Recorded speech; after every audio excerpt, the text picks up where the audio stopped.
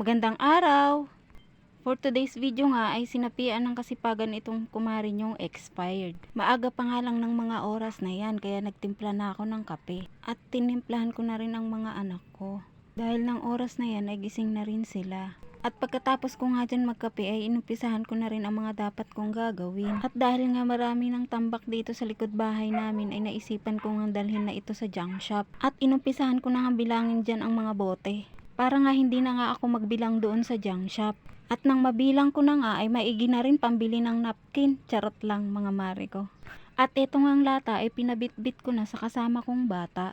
At pagka uwi ko galing junk shop ay inumpisahan ko na nga rin magligpit dyan sa likod. At nilagay ko na nga lang sa sako yung mga bote na plastic.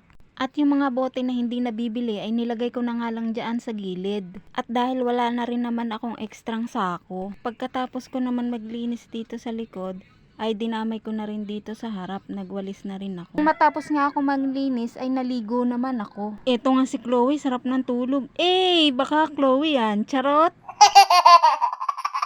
O siya mga mare, yun lang, bye bye!